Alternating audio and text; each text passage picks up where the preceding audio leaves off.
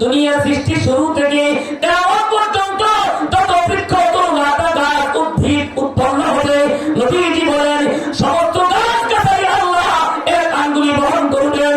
ওয়া খালাইকা আলা ইসরাইল, নবীজি বলেন সমস্ত মাখলুকাতকে আল্লাহ পাক রব্বুল আলামিন এক আঙ্গুলিতে বহন করবেন।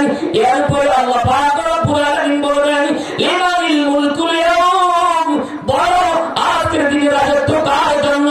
বুখারীর রিওয়ায়াত, নবীজি বলেন আল্লাহ পাক তিনবার একটা এলান করবেন, কিন্তু কেউ কোনো জবাব দিবে না। রব্বুল আলামিন নিজেই বলবেন লিল্লাহিল ওয়াহিদুল কাহ্হার, একমাত্র পরাক্রমশালী আল্লাহ পাকের জন্য ক্ষমতা।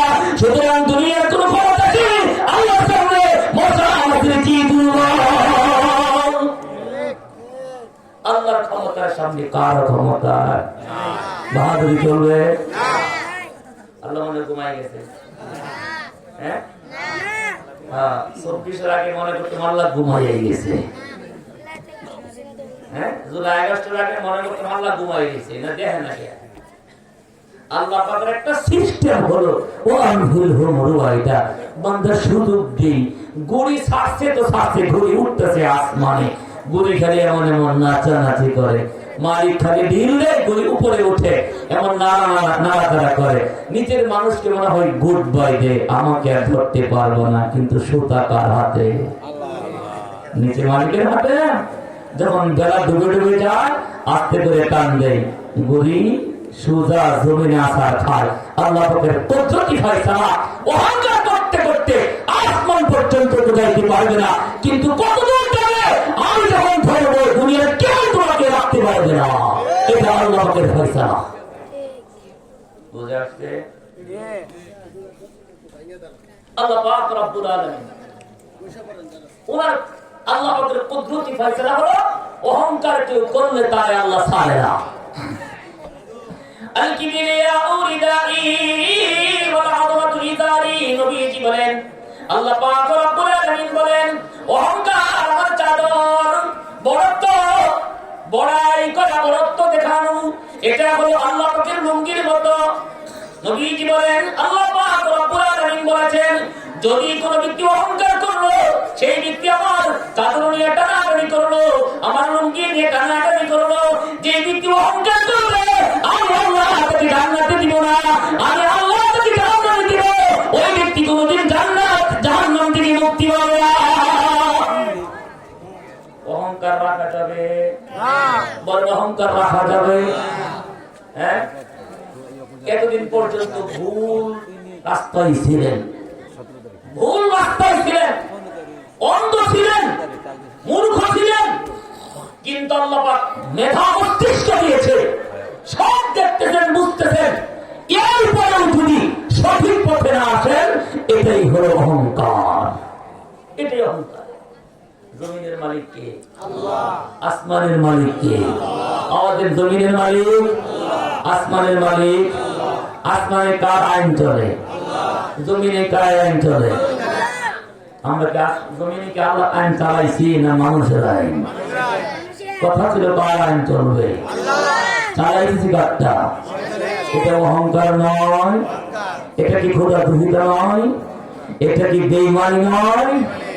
এই জন্য আল্লাহ পাক ধরে। খারাপ লাগতেছে আপনার? না না না। ولا يدخلون الجنة حتى يلج الجمل في سم الخياط وكذلك نجزي المجرمين صدق الله العظيم اللهم صل على محمد وعلى آل محمد كما صليت على إبراهيم وعلى آل إبراهيم إنك حميد مجيد একটু সকলেই আওয়াজ দিয়ে পড়েন তো আলহামদুলিল্লাহ।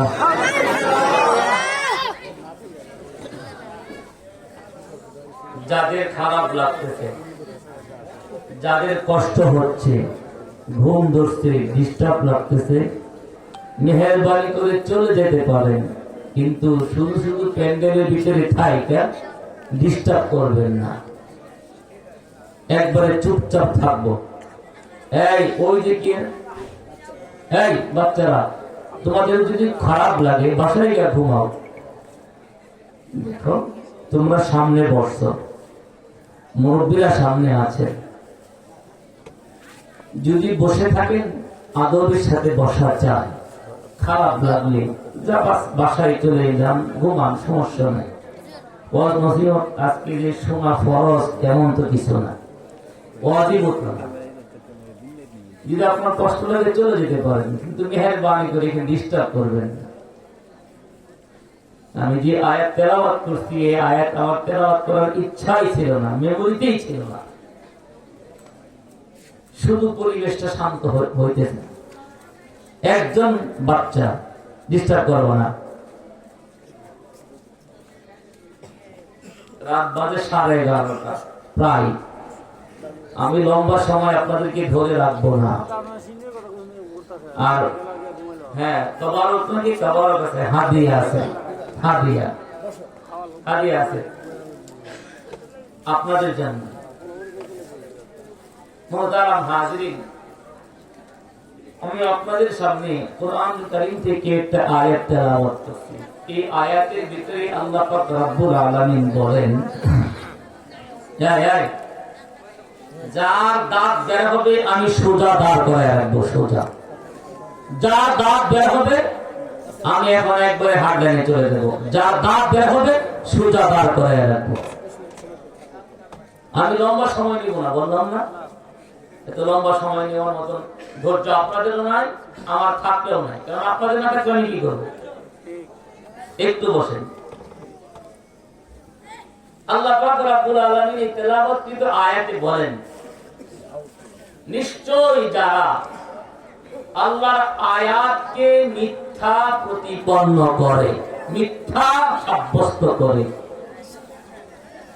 এবং যারা অহংকার করে, আল্লাহ বলেন এরা জান্নাতে যাবে না। জান্নাতে যাওয়ার জন্য তো সবাই আলহামদুলিল্লাহ রাজি। রাজি না? রাজি না? রাজি না মানে কি? সবার তো টার্গেট একটাই, জান্নাতে যাইতাম। নামাজ পড়ে না এক ওয়াক্ত, কিন্তু জান্নাতে যাওয়ার জন্য পাগল। এই জাতীয় মুসলমান আপনাদের এলাকায় আছে? আছে? আচ্ছা,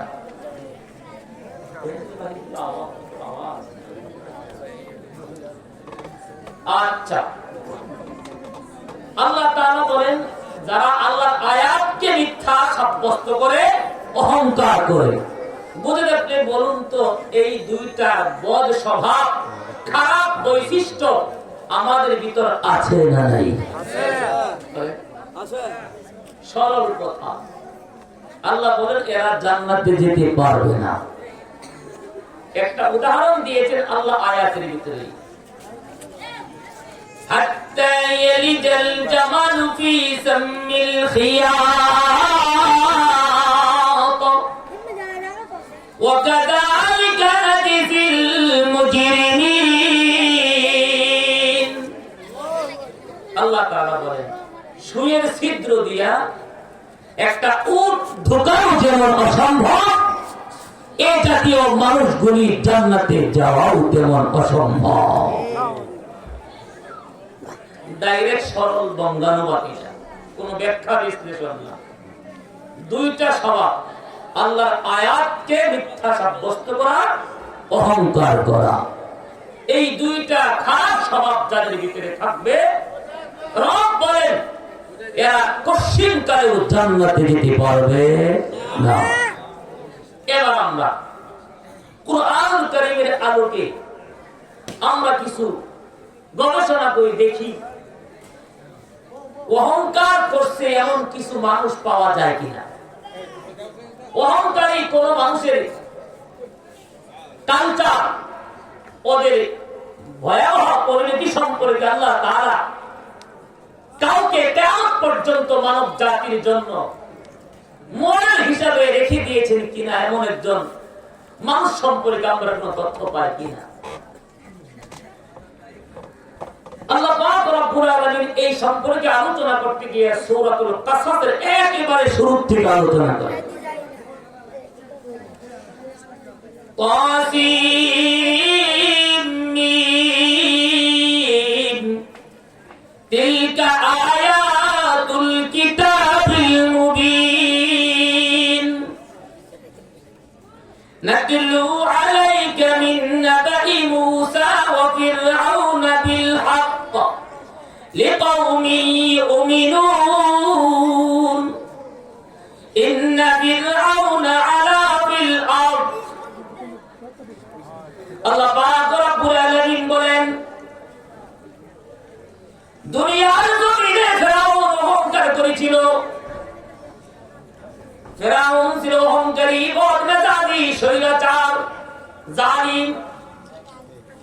রব্বুল আলামিন বলেন, এই জন্য আমি আল্লাহ কিয়ামত পর্যন্ত সমস্ত মানব জাতির সামনে মূসা নবী এবং ফেরাউনের ঘটনা যথাযথভাবে কোরআনের মাধ্যমে রেকর্ড করে দিলাম। বেঈমানদের জন্য নয়, মুনাফিকদের জন্য নয়। এই ঘটনা কেবলমাত্র মুমিনদের জন্য নসিহত। মুমিন যারা এই ঘটনা থেকে নসিহত গ্রহণ করবে, তারা যদি নসিহত গ্রহণ করে ওই মানুষগুলি কোনোদিন অহংকার করতে পারবে না। কথাকার আল্লাহ। আচ্ছা, অহংকারের তো খারাপ আল্লাহর দৃষ্টিতে কেন? বুখারীর হাদিস, قال رسول الله صلى الله تعالى عليه وسلم قال الله تعالى الكبرياء ردائي والعظمة إزاري। নবীজি বলেন, হাদিসে কুদসি রিওয়ায়াত, আল্লাহ পাক রব্বুল আলামিন বলেন, আল কিবরিয়াউ রিদাই, অহংকার আমার চাদর। কে বলেছেন? আল্লাহ। কে বলেছেন? আল্লাহ। প্রধান উপদেষ্টা যদি কথার কথা বলে যে আমার গায়ের চাদর নিয়ে যদি কেউ টানাটানি করে, তারে সোজা কোথায়? জেলখানা না, জেলখানায় নাকি তাকে 5 স্টার হোটেলে রাখবে। প্রধান উপদেষ্টার গায়ের একটা চাদর নিয়ে কেউ যদি টান দেয়, তার মানে তার কোন অস্তিত্ব। আর আল্লাহ পাক রব্বুল আলামিনের ক্ষমতাটা কি প্রধান উপদেষ্টার চেয়ে একটু কম? আমাদের তো বাংলাদেশ একটু কম। আল্লাহর ক্ষমতাটা প্রধান উপদেষ্টার চেয়ে একটু বেশি না সমান সমান? হ্যাঁ, আচ্ছা। প্রধান উপদেষ্টা তো 1.5 বছর হয়ে গেছে, আর 3 দিন থাকবো। আল্লাহর ক্ষমতাটা মনে হয় 6 মাসের জায়গা আছে। নাকি আল্লাহর বিরুদ্ধে কেউ গণ অভ্যুত্থান করে পাল্টাতে পারবে? قال رسول الله صلى الله تعالى عليه وسلم إن الله تعالى يمسك السماوات على إصبعين। নবীজি বলেন, আল্লাহর শক্তি এবং পাওয়ার কেমন? নবীজি বলেন, হাসরের দিন কিয়ামতের ময়দানে 7 আসমান আল্লাহ পাক রব্বুল আলামিন এক আঙ্গুলিতে বহন করবেন। সুবহানাল্লাহ। কয় আসমান? 7 আসমান। কয় আঙ্গুলিতে? এক আঙ্গুলি। এটা আপনাদের দ্বারা সম্ভব না? না, সম্ভব না। আচ্ছা, ইন্নাল্লাহ তাআলা ইউমসিকু সামাওয়াতি আলা ইসবাইন ওয়াল আরদিনা আলা ইসবাইন। নবীজি বলেন, 7 আসমান যেমন বহন করবেন, ঠিক তেমনি ভাবে আমার আল্লাহ 7 জমিন এক আঙ্গুলিতে বহন করবেন। নবীজি বলেন, ওয়াল আশজারা আলা ইসবাইন। দুনিয়া সৃষ্টি শুরু থেকে কিয়ামত পর্যন্ত যত বৃক্ষ, তরুলতা, গাছ, উদ্ভিদ উৎপন্ন হবে, নবীজি বলেন সমস্ত গাছ গাছালি আল্লাহ এক আঙ্গুলি বহন করবেন। ওয়াল খালাইকা আলা ইসবাইন। নবীজি বলেন সমস্ত মাখলুকাতকে আল্লাহ পাক রব্বুল আলামিন এক আঙ্গুলিতে বহন করবেন। এরপরে আল্লাহ পাক রব্বুল আলামিন বলবেন, লিমানিল মুলকুল ইয়াউম। বড় আজকের দিনে রাজত্ব কার জন্য? বুখারীর রিওয়ায়াত। নবীজি বলেন, আল্লাহ পাক 3 বার একটা এলান করবেন, কিন্তু কেউ কোনো জবাব দিবে না। রব্বুল আলামিন নিজেই বলবেন, লিল্লাহিল ওয়াহিদুল কাহ্হার। একমাত্র পরাক্রমশালী আল্লাহ পাকের জন্য ক্ষমতা। সুতরাং দুনিয়ার কোন ক্ষমতা কি আল্লাহর সামনে? মশা আমাদের কি দুর্বল। আপনি কার ক্ষমতায়? বাহাদুরি চলবে? আল্লাহ মনে ঘুমাই গেছে। হ্যাঁ, 24 আগে মনে করতে আল্লাহ ঘুমাইয়ে গেছে। হ্যাঁ, জুলাই আগস্টের আগে মনে করতে আল্লাহ ঘুমাই গেছে। না দেখেন না আল্লাহ পাকের একটা সিস্টেম হলো ও আনহিল হুমরুয়াইদা বান্দা সুযোগ দেই। গুড়ি ছাড়ছে তো ছাড়ছে, ঘুড়ি উঠতেছে আসমানে, গুড়ি খালি এমন এমন নাচানাচি করে, মালিক খালি ঢিল দেয়, গুড়ি উপরে উঠে এমন নাড়াচাড়া করে। নিচের মানুষকে মনে হয় গুড বাই দে, আমাকে আর ধরতে পারবো না, কিন্তু সুতা কার হাতে? নিচের মালিকের হাতে। যখন বেলা ডুবে ডুবে যায় আস্তে করে টান দেয়, গুড়ি সুজা জমিনে আসার খায়। আল্লাহ পাকের কুদরতি ফয়সালা অহংকার করতে করতে আসমান পর্যন্ত যাইতে পারবে না, কিন্তু কতদূর যাবে আমি যখন ধরবো দুনিয়ার কেউ তোমাকে রাখতে পারবে না। এটা আল্লাহ পাকের ফয়সালা। বুঝে আসছে?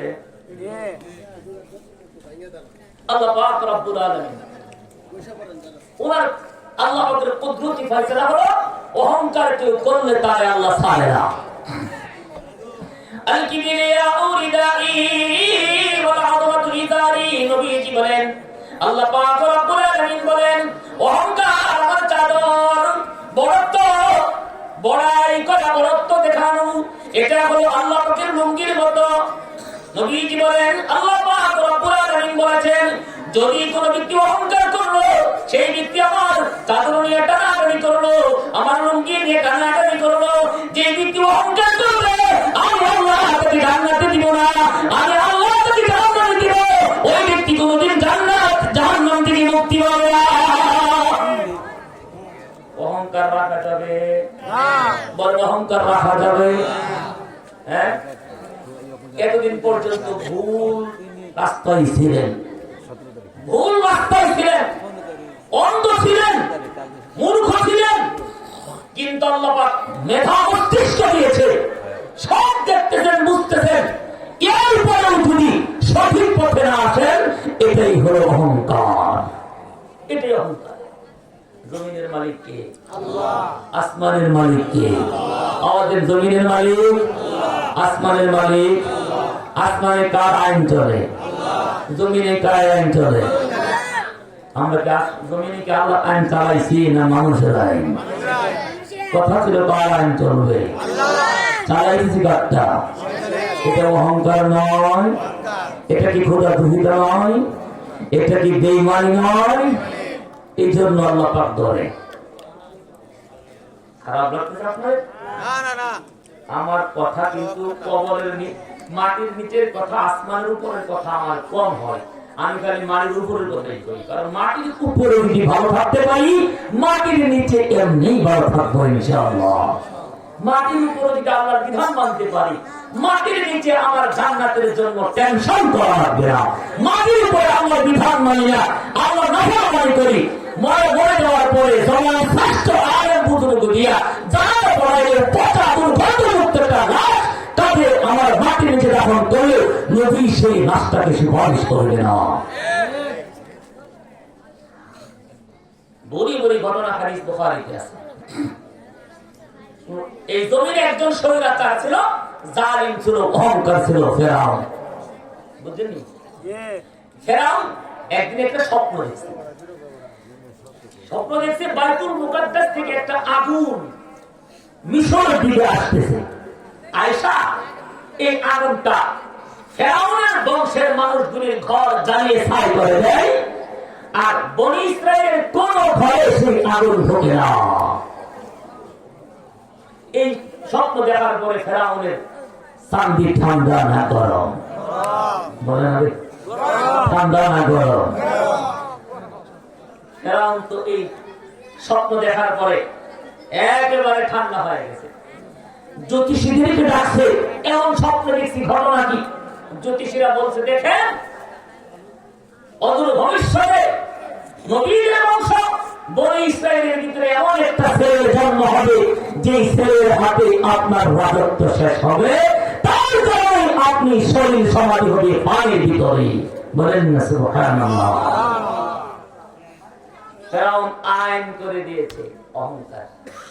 ফেরাউন আইন করে দিয়েছে আজকের পর থেকে বনি ইসরায়েলের ঘরে ছেলে সন্তান জন্ম নিলে জীবিত রাখা যাবে না, ছেলে সন্তান প্রসব হতে হতেই সাথে সাথেই বিদায় করতে হবে, মেরে ফেলতে হবে। নাউযুবিল্লাহ। আইন করছে কে? ফেরাউনের আইনের সামনে কি কথা বলবে? বলবে? কারণ তার তো ক্ষমতা ছিল, র্যাব ছিল, পুলিশ ছিল, বিডিআর ছিল, দলের লোক ছিল, সব তার বিরুদ্ধে কথা বলবে কে? মন্ত্রী আইন বানায়, মন্ত্রী গায়ের আইন বানায়, আইনের গায়েন বানায়, মন্ত্রী ভালো খারাপ বানায়, মন্ত্রী খারাপকে ভালো হয়। মাঝে মাঝে মন চাইলে গরির কাটা 1 ঘন্টা আগায়াও দিতে চায়। হয়েছে কি হয়েছে না? তো ফেরাউনের আইনের সামনে কেউ কি কথা বলবে? ফেরাউন আইন করে দিয়েছে। আমার কথা বুঝতেছেন আপনারা? আইন করে দিয়েছে সব ছেলে সন্তান খালি বনি ইসরায়েলের ছেলে সন্তান মারে। তো ফেরাউন এই চেষ্টা কেন করছে? আল্লাহ বলেন ফেরাউন ছিল অহংকারী স্বৈরাচার। অহংকারটা কেমন ছিল আল্লাহ পাক সেই বিবরণ দেন। ওয়াস্তাকবারা হুয়া ওয়া জুনুদুহু ফিল আরদি বিগাইরিল হক। আল্লাহ পাক রব্বুল আলামিন বলেন শুধু সে এত অহংকার করতো তা নয়, তার যে দলবল ছিল গোটা দল, জিরু থেকে হিরু পর্যন্ত তার দলের সমস্ত মানুষ ছিল অহংকারী, বদমেজাজি, স্বৈরাচার। নিজেদেরকে মনে করত মিশরের প্রভু, আর অন্যদেরকে মনে করত মিশরের গোলাম। নিজেদেরকে মনে করত আমাদের দেশ, আমাদের আমাদের দেশ। বনি ইসরায়েলকে মনে করত এরা এই দেশের গোলাম। রব্বুল আলামিন বলেন এই যে দৃষ্টিভঙ্গি ছিল আমি আল্লাহ এই দৃষ্টিভঙ্গি পছন্দ করি নাই। কেমন পর্যন্ত এই দৃষ্টিভঙ্গি ধারণ করবে? রব্বুল আলামিন বলেন দুনিয়ার সমস্ত সুপ্রিম পাওয়ার যদি তোমাদের সাথে থাকে, যখন আমি ধরবো দুনিয়ার কোন জায়গায় তোমার ঠিকানা থাকবে না। কার কথা? কার কথা? আল্লাহ। এরা আমার দৃষ্টিভঙ্গি ছিল আমি যাই করবো সেটাই আইন, আমি যেমনই করবো এমনি চলবে। বাস চলতেছে। ফেরাউনের 4টা পলিসি ছিল। কয়টা পলিসি? 4টা পলিসি। বর্তমান সময় আপনারা খুব ভালো করে মনে রাখবেন, ভালো করে এগুলি মুখস্থ করে রাখবেন, মুখস্থ করে রাখবেন। কারণ এখন সময় দেশ পরিবর্তনের সময়, এখন সমাজ পরিবর্তনের সময়, রাষ্ট্র গঠনের সময়, এখন ক্ষমতার সময় নয়। এই জন্য 4টা বিষয় খুব ভালো করে মনে রাখবেন। 4 পলিসি নিয়ে ফেরাউন কাজ করতো। কেমন পর্যন্ত যারা শৈল শাসক হবে তারা সেই 4 পলিসি নিয়ে কাজ করছে। কেমন পর্যন্ত 4 পলিসি নিয়ে কাজ করবে। আজকে কোরআন থেকে শুনুন। 1 নম্বর ইন্না ফিরআউনা আলা ফিল আরদ। 1 নম্বর পলিসি নিজেদেরকে মনে করবে সেই দেশের প্রভু, নিজেদেরকে মনে করবে এই দেশের মালিক আমি। কেউ মনে করবে বাপ দাদার সম্পদ, আবার কেউ মনে করবে শ্বশুর বাড়ির সম্পদ। আল্লাহ পাক রব্বুল আলামিন বলেন ফেরাউনের 1 নম্বর বৈশিষ্ট্য ছিল ইন্না ফিরআউনা আলা ফিল আরদ। নিজেকে মনে করত সর্বময় ক্ষমতার মালিক। 2 নম্বর পলিসি ওয়াজআলা আহলাহা শিয়া। শরীয়তের এই মসনদ দীর্ঘস্থায়ী করার জন্য কার্যকরী একটা কৌশল। দেশের জনগণকে ঐক্যবদ্ধ থাকতে দিবে না। দেশের জনগণকে যদি ঐক্যবদ্ধ করা যায় ওই মুহূর্তে স্বৈরাচার যত শক্তিশালী হোক না কেন, ওই মুহূর্তে স্বৈরাচার খুঁজে পায় না। জনগণ যদি ঐক্যবদ্ধ হয়ে যায় স্বৈরাচার হওয়া যায় না। কথা বুঝতেছেন? যতদিন জনগণ ঐক্যবদ্ধ হবে না ততদিন দেশের স্বৈরাচারী মসনদ বিলুপ্ত হবে না। এই জন্য স্বৈরাচারের একটা কালচার হলো, পলিসি হলো দেশের জনগণকে বিক্ষিপ্ত করে রাখা হবে, বিভক্ত করে রাখা হবে। দলে নামে নামে দলে উপদলে বিভিন্ন ভাবে এদেরকে বিভক্ত করে রাখা হবে। এই আমার দিকে তাকান। যুবকদের জন্য একটা দল আছে না নাই? ছাত্রদের জন্য দল আছে না নাই? কুলি মজুরদের জন্য দল আছে না নাই? শ্রমিকদের জন্য আছে না নাই? আলেমদের জন্য দল আছে না নাই? এক কথায় প্রত্যেকটা শ্রেণী পেশার মানুষের জন্য আলাদা আলাদা দল হবে। এতে করে প্রত্যেক দলের দৃষ্টিভঙ্গি ভিন্ন ভিন্ন হবে। এতে করে দেশের মানুষের সব জায়গায় তাদের বিরক্তি ভাব হবে। এক জায়গায় এক প্ল্যাটফর্মে আসবে না, তখন আর স্বৈরাচারীদের বিরুদ্ধে দুর্বল আন্দোলন গড়ে তোলা সম্ভব হবে না। এজন্য স্বৈরাচারের একটা পরিচয় হলো দেশের জনগণকে ঐক্যবদ্ধ হতে দিও না। বিশেষ করে আওয়ামী সমাজ যদি ইসলাম দিয়ে ধর্মাবলম্বী যদি ঐক্যবদ্ধ হয়ে যায়, চক্রবাসের ঘরের ভিতরে স্বৈরাচারের রাস্তায় তখন বিরক্ত হয়ে যায়। এদেশে বারবার প্রমাণ হয়েছে। এজন্য স্বৈরাচারের প্রোগ্রাম সমস্ত দুনিয়ার বেঈমানদের পরিচয় হলো মুসলিমদেরকে ঐক্যবদ্ধ হতে দিও না।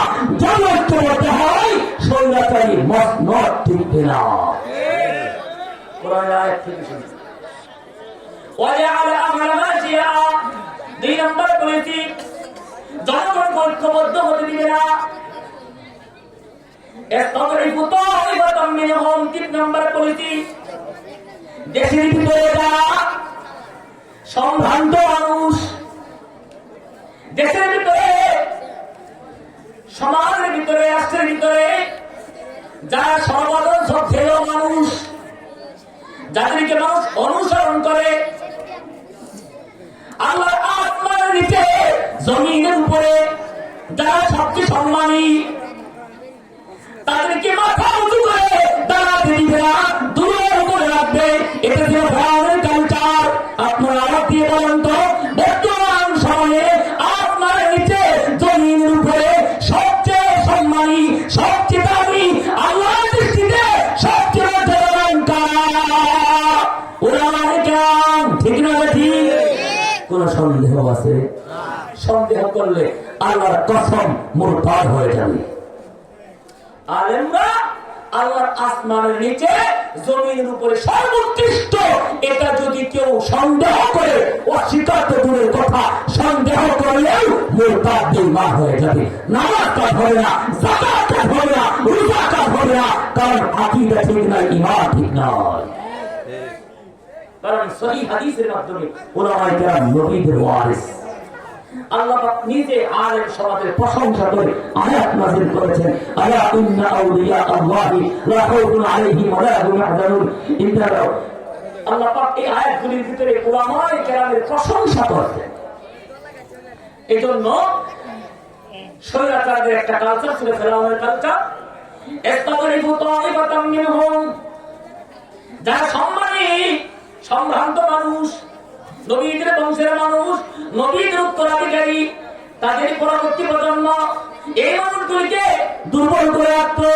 4 নম্বর পলিসি, এই যে আলেম সমাজ, নবীদের ওয়ারিস, যাদের ভিতরে ঈমানের আলো আছে, যাদের ভিতরে তাওহীদের শিক্ষা আছে, নূরে নবুয়ত আছে, আল্লাহ পাকের কিতাবের শিক্ষা আছে। আল্লাহ পাক রব্বুল আলামিন বলেন, এই জাতীয় মানুষগুলি এবং তাদের সংস্পর্শে যারা আছে, তাদের ভিতর থেকে সংগ্রাম তৈরি হয়, বিপ্লবী তৈরি হয়, অন্যায়ের বিরুদ্ধে গর্জে উঠে, অন্যায়ের সামনে মাথা নত করে না। এই জন্য স্বৈরাচারের 4 নম্বর পলিসি হইল, যদি এই সমস্ত মানুষগুলির ভিতর থেকে যদি কেউ বিপ্লবী তৈরি হয়, ওই বিপ্লবীটাকে দুনিয়াতে থাকতে চাই না। এই জন্য তো যুগে যুগে বিপ্লবীদেরকে হত্যা করে, শহীদ করে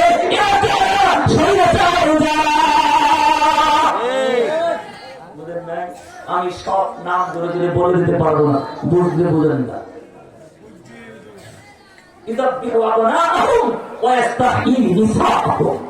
বিপ্লবীদেরকে হত্যা করবে, শহীদ করবে, টার্গেট করবে, টার্গেট করবে। কারণ যদি একটা বিপ্লবী যদি বিপ্লব শুরু করে দেয়, তাহলে গোটা দেশ উলটপালট হয়ে যায়। কি বলেন? তো স্বৈরাচারদের পলিসি ছিল 4টা। আল্লাহ পাক রব্বুল আলামিন ফেরাউনের এই 4 পলিসির বিরুদ্ধে আল্লাহর কি কোনো পরিকল্পনা নাই? বলেন নাই? ছিল না? আল্লাহ পাক বলেন আমারও 4টা পরিকল্পনা, বলেন সুবহানাল্লাহ। এখান থেকে আমাদের শিক্ষণীয় বিষয়, নৈরাশ হওয়া যাবে না। রাত যত গভীর হবে মনে করবেন সূর্যোদয় তত নিকটবর্তী হয়ে গেছে। প্রসব ব্যথা মা বোনদের যত বেশি হয় তত তাড়াতাড়ি বাচ্চা প্রসব হয়। কষ্ট আর মুসিবত পরীক্ষা বেশি হবে, আল্লাহর জমিনে রক্ত বেশি হবে। শরীরে রক্ত কোনদিন বৃথা যায় না। যে জমিনে শরীরে রক্ত দেয় সেই জমিন থেকে আল্লাহ পাক মদিনার ঘর সেখান থেকে জব করে দেয়। এটা আল্লাহ পাকের কাজ। আল্লাহ পাক বলেন আমারও 4টা পরিকল্পনা। 1 নম্বর, ওয়ানুরিদু আন নামুন্না আলাল লাযিনা ইসতুযইফু ফিল আরদ। 1 নম্বর বৈশিষ্ট্য, আল্লাহ পাক রব্বুল আলামিন বলেন শরীয়তরা অহংকার করত, নিজেদেরকে প্রভু মনে করত, সাধারণ মানুষদেরকে গোলাম মনে করত, নিজের দলের মানুষ বাদ দিয়া, নিজের বংশের মানুষ বাদ দিয়া অন্যদেরকে গোলাম মনে করত। রব্বুল আলামিন বলেন ওয়ানুরিদু আন নামুন্না আলাল লাযিনা ইসতুযইফু ফিল আরদ। আমার একটা পরিকল্পনা হলো যাদেরকে দুর্বল করে রাখা হইতো, যাদেরকে হামলা করা হইতো, যাদেরকে মামলা করতো, মিথ্যা মামলা দিত, যাদেরকে শহীদ করেছে, যাদেরকে রাতে আরে বাসফায়ার করছে, হাজার হাজার শিশু সন্তানগুলিকে এই কোরআনের পাখিদেরকে সপ্তাহে শহীদ করছে। রব্বুল আলামিন বলেন আমার কিছু পরিকল্পনা আছে। আমার পরিকল্পনা হলো যাদেরকে তোমরা দুর্বল মনে করতে, আমি আল্লাহ আমার রহমত দিয়া তাদেরকে শক্তিশালী করে দিলাম। আল্লাহর পরিকল্পনা শুরু হয়ে গেছে, বলেন না আলহামদুলিল্লাহ। ওয়ানুরিদু আন নামুন্না আলাল লাযিনা ইসতুযইফু ফিল আরদ। 1 নম্বর, আল্লাহ পাক বলেন আমার দয়া। আল্লাহ যদি কেউ দয়া করে আপনারা ইফতার মানুষ মিলাই কিছু করতে পারবে না? কেউ কিছু করতে পারবে? আমি কত দূর থেকে আসছি, হাওড়ের ভিতর দিয়ে যেতে হবে। কেউ কেউ মনে মনে ভাবতেও পারে কথার কথা হুজুরের কথা কেন কয়, কারো ভিতরে হয়তো শুনেই ভয় লাগতে পারে, কিন্তু আলহামদুলিল্লাহ আমার ভিতরে কোনো ভয় নাই। কারণ ভয় করবো কেন? রাখে আল্লাহ, রাখে আল্লাহ, মারে কে? আল্লাহ পাকের 1 নম্বর পরিকল্পনা। আমার পরিকল্পনা হলো দুর্বলদেরকে আমি কি করবো? শক্তিশালী করবো। 2 নম্বর, ওয়ালাজাআলাহুম আইম্মা। শুধু করে আয়াত কিছু তর্জমা করতেছি, বাহিরে যেতেছি না। ওয়ালাজাআলাহুম আইম্মা। 2 নম্বর আমার পরিকল্পনা, রব্বুল আলামিন বলেন যাদেরকে দুর্বল করে রাখতা, যাদেরকে বিভিন্ন ভাবে নিষ্পেষিত করতা, আমার 2 নম্বর বলেছি আমি আল্লাহ তাদেরকে ধর্মের ইমাম বানিয়ে দিলাম। ধর্মের ইমাম তো ধর্মের ইমাম হচ্ছে আমরা, তো ধর্মের ইমাম। আপনারা মসজিদে নামাজ পড়ান, ওয়াজ করেন, তাবলীগ করেন, হ্যাঁ মাদ্রাসায় পড়ান, সবই ঠিক আছে। আমরা রাজনীতি মানাই না, বলে কি বলে না, বলে কি বলে না, বলেন এরা কি তারা বুঝে তারা বলে নাকি না বুঝতে বলে? না বুঝে বলে। আচ্ছা আল্লাহ পাক বলছেন কি করে, ওয়ালাজাআলাহুম আইম্মা, আমি তাদেরকে ধর্মের ইমাম বানাইলাম। ওয়ালাজাআলাহুমুল ওয়ারিসিন। রব্বুল আলামিন বলেন শুধু ধর্মের ইমাম না, যেই ফেরাউন গোটা মিশরের সম্রাট ছিল, বনি ইসরাঈলকে দুর্বল করে রাখতো, রব্বুল আলামিন বলেন আমার ফয়সালা ওই বনি ইসরাঈলকে ধর্মের ইমাম বানাইলাম। শুধু তা নয়, যেই ফেরাউন যেই নবীর মালিক ছিল, আমি আল্লাহ ওই আলেমদেরকে নবীর বংশের মানুষগুলিকে মসজিদের ইমাম বানানোর পাশাপাশি আমি আল্লাহ সংসদের ইমাম বানিয়ে দিলাম। কার ঘোষণা? আলেমরা কি সমাজ রাষ্ট্র পরিচালনা করার যোগ্যতা রাখে? বলেন রাখে? বরং সমাজ এবং রাষ্ট্র পরিচালনা করার 1 নম্বর যে শর্ত, সেই শর্ত একমাত্র আলেমদের ভিতরেই আছে। সূরা বাকারার ভিতরে আল্লাহ পাক রব্বুল আলামিন সবদিন নবী এবং তালুত এবং জালুতের ঘটনা বর্ণনা করতে গিয়ে বলেন একটা পর্যায়ে নবী সবদিনকে বলছিল বনি ইসরাইলের মানুষ যে নবী জালেম বাদশার বিরুদ্ধে লড়াই করব, যুদ্ধ করব, একজন বাদশা নিযুক্ত করে। লম্বা ঘটনা আল্লাহ পাক আয়াতের ভিতরে বলছেন। আল্লাহ পাক রব্বুল আলামিন তাদেরকে বাদশা পাঠিয়ে দিয়েছে।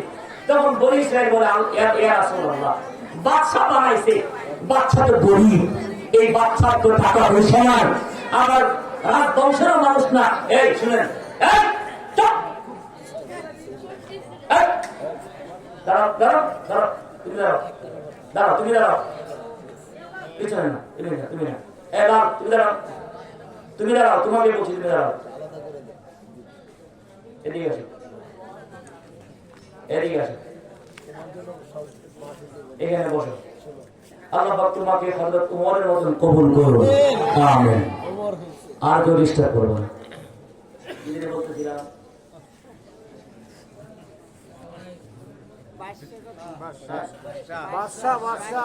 আচ্ছা, আমাদের দৃষ্টিভঙ্গি কি শুনেন, আমাদের দৃষ্টিভঙ্গি কি, মানুষের দৃষ্টিভঙ্গি, মানুষের দৃষ্টিভঙ্গি হলো নেতা হওয়ার জন্য গুণ লাগবো দুইটা। এক নম্বর গুণ হলো নেতার বংশের লোক লাগবো, আর একটা অজস্র টাকা পয়সা লাগবে, ঠিক না? নেতার ছেলে নেতা হয়, নেতার নাতি নেতা হয়, নেতার ফুটি নেতা হয়, কিন্তু কর্মী তার বয়স 70, সে ব্যারিস্টার, এখন সে নেতার ছেলে, 20 বছরের ছেলে নেতার ছেলে, মাত্র ইন্টারমিডিয়েট পাস, কিন্তু সে নেতার জায়গা দিয়ে বসছে, এখন সে 70 বছর বয়সে ব্যারিস্টার কর্মীর নেতা। এটা হলো গণতন্ত্র রাজনীতির পলিসি, ঠিক না? ঠিক। নেতার ছেলে নেতা হবে, কর্মীর ছেলে নেতা হবে না, এটা হলো মানুষের দৃষ্টিভঙ্গি। আরেকটা কি, টাকা পয়সা না হলে নেতা হওয়া যায় না। কারণ আমরা তো এমন খাফুরা চিন্তা করি যে রাজনীতি করবার আসছে, নির্বাচন করত, চিন্তা করি তার চোখটা নাই, বাকি কিডনি সহ খায়ালা। নির্বাচনের আগে আপনি যদি কারো কাছ থেকে খান, আপনি নেতার কাছ থেকে চা খাইছেন, পান খাইছেন, তার মানে নেতা আপনার রাস্তা খাই ফেলছে। আপনি নেতার কাছ থেকে এক প্যাকেট সিগারেট দিচ্ছেন, নেতা আপনার টাইমার খাই ফেলছে, রাস্তা খাই ফেলছে, খুঁজি পাইলেন না। আল্লাহ পাকের কোরআনের বিধান, এই আল্লাহ পাক রব্বুল আলামিন বলেন, হে নবী শামিল বনি ইসরাইলকে বলেন, জনপ্রতিনিধি হওয়ার জন্য, রাষ্ট্র পরিচালনা করার জন্য অজস্র টাকা পয়সার দরকার না। একজন মানুষ নেতা হওয়ার জন্য, নেতার বংশের মানুষ হওয়ার দরকার নাই, মাত্র 2 বৈশিষ্ট্য, 2 গুণ লাগবে। 1 নম্বর গুণ, আল্লাহর কিতাবের ইলম যার ভিতরে আছে, নেতা হওয়ার জন্য সে সর্বপ্রথম যোগ্য। বলেন না সুবহানাল্লাহ। বাস্তবায়ন ফিল ইলমি ওয়াল হাদিস, কোরআনের আয়াত এটা। নেতা হওয়ার জন্য 1 নম্বর গুণ হলো আলেম হওয়া। কি হওয়া? বলেন কি হওয়া? দল দেখার টাইম নেই, আলেম হওয়া। আপনি আলেম, বাস রাজনীতিতে আসেন, আপনাকে আমার দরকার। কারণ আলেম যদি রাজনীতি করে জনপ্রতিনিধি হয়, ওই আলেম কমপক্ষে জনগণের টাকা খাইয়া মাইয়া রাস্তার ভিতরে রডের পরিবর্তে বাস দিত না। কি বলে? 1 নম্বর বৈশিষ্ট্য নেতা হওয়ার জন্য, 1 নম্বর বৈশিষ্ট্য আলেম হওয়া। 2 নম্বর বৈশিষ্ট্য ভিতরটা পরিষ্কার করা, তার ভিতরে আধ্যাত্মিক শক্তি থাকা, রূহানি শক্তি থাকা, তার ভিতরে সাহস থাকা, হিম্মত থাকা। 1000 বাতিলের সামনে মাথা নত করবো না, প্রয়োজন বাতিলের সামনে কান লাগিয়ে দিব, কিন্তু বাতিলের সামনে আপোষ করবো না, এমন সাহস লাগবে নেতা। আর আমরা কি দেখি, নেতা থাকে এসির ভিতরে, কর্মী গিয়ে রাস্তায় ঘাস হয়ে যায়। ঠিক না বেটি? নেতার আধ্যাত্মিক পাওয়ার লাগবে, আধ্যাত্মিক পাওয়ার। এখানে বসে নেতা তার কর্মীদেরকে কন্ট্রোল করতে পারবে, এমন পাওয়ার লাগবে। তোমার মসজিদে নববীতে দাঁড়ায় খুতবা দিতেছেন, খুতবা শুক্রবার দিন। আচ্ছা, খুতবার সময় তো খুতবা পড়ে, হযরত ওমর হঠাৎ করে খুতবার বাহিরে একটা ডাক দিলেন, ইয়া সারিয়া ইবনে হুসাইন আল জামাল, আল জামাল, হে সারিয়া, পাহাড়কে রক্ষা করো, পাহাড়কে পিছনে রেখে সামনে এগিয়ে যাও, না হয় তোমাদের পরাজয় বরণ করা লাগবে। উপস্থিত মুসলিম সাহাবায়ে কেরাম আশ্চর্য, খুতবার ভিতরে এমন হঠাৎ একটা কথা কেন বললেন? বাস নামাজ শেষ করো। হযরত ওমর কি কিছু জিজ্ঞাসা করার সাহস পায়? কেউ পেলেন না। হযরত ওমর তখন মসজিদে নববীতে দাঁড়ায় খুতবা দিতেন। মদিনা থেকে 1200 মাইল দূরে সারিয়া ইবনে হুসাইন রাদিয়াল্লাহু তাআলার নেতৃত্বে একদল মুজাহিদ বাহিনী পাঠিয়েছিলেন বেঈমানদের বিরুদ্ধে যুদ্ধ করার জন্য। 1200 মাইল দূরে। কয়শো মাইল?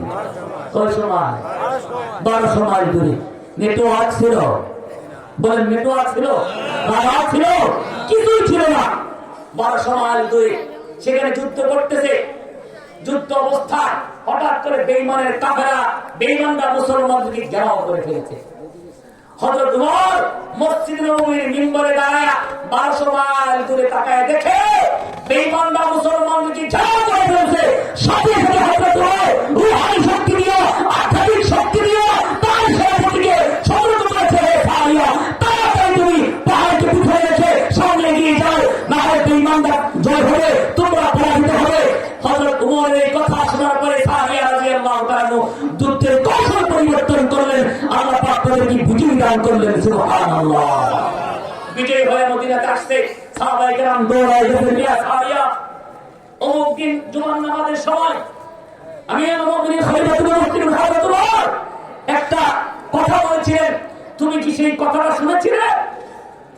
হযরত সারিয়া বলেন, এই নবী সাহাবারা শোনো, হযরত ওমর 1200 মাইল দূর থেকে আমাকে ডাক দিয়েছিল। আমি মনে করেছি হযরত ওমর আমার কানের পাশে গিয়া আমাকে সতর্ক করছে। ওই সময় হযরত ওমর যদি আমাকে সতর্ক করতেন, আমি বেঈমানদের হাতে পরাজিত হয়ে যেতাম। কি পরিমাণ আধ্যাত্মিক শক্তি হযরত ওমরের ভিতরে ছিল! সেই আধ্যাত্মিক শক্তি ফিজিক্সের মাধ্যমে অর্জন করে নাই, কেমিস্ট্রির মাধ্যমে অর্জন করে নাই, বায়োলজির মাধ্যমে না, সায়েন্সের মাধ্যমে না, দুনিয়ার কোনো বায়োলজিক বিদ্যার মাধ্যমে নয়। সেই আধ্যাত্মিক শক্তি অর্জন করেছিলেন একমাত্র আল্লাহর কোরআনের মাধ্যমে। কথা বলেন ঠিক না বেঠিক? সুতরাং যার সিনার ভিতরে কোরআন থাকবে, যার মন ও মগজে কোরআন থাকবে, আধ্যাত্মিক শক্তি থাকবে, ওই ব্যক্তি দেশ প্রতিনিধিত্ব করতে পারে, জনগণের প্রতিনিধিত্ব করতে পারে। আল্লাহ পাক রব্বুল আলামিন তাকে সার্টিফিকেট দিয়েছেন, তাকে যোগ্য বলে আল্লাহ পাক ঘোষণা করেছেন। সুতরাং সামনে আর আমাদেরকে পিছপা হওয়ার কোন সুযোগ আছে? এখন আমাদের সময় সামনে অগ্রসর হওয়ার, ভয় পাওয়ার কিছু নেই। এখন আমাদেরকে কোরআনের মাধ্যমে আল্লাহর দ্বীন প্রতিষ্ঠিত করতে হবে। এটা আমাদের জিন্দেগির শেষ একটা মাকসাদ হওয়া চাই। এই মাকসাদ কার কার আছে? আল্লাহ পাক কবুল করুন। মোহতারাম হাজিরিন, আল্লাহর জমিনে আল্লাহর দ্বীন বাস্তবায়ন করতে গেলে এই পথে শুধু কাটা আর কাটা। এই পথটা মসৃণ নয়, এই পথটা অনেক পিচ্ছিল একটা পথ। এই পথে জীবন দিয়েছেন হযরত রাসূল, এই পথে জীবন দিয়েছেন নবীর অসংখ্য সাহাবায়ে কেরাম। এটা মুসলিম হিসেবে প্রত্যেকটা মুসলমানের প্রাণের দাবি। আল্লাহুম্মা রযুকনা শাহাদাতান ফি সাবিলিক। আল্লাহ, তোমার দ্বীনের রাস্তায় শাহাদাতের মরণ চাই। এই দোয়া প্রত্যেকটা মুসলমানের করা উচিত।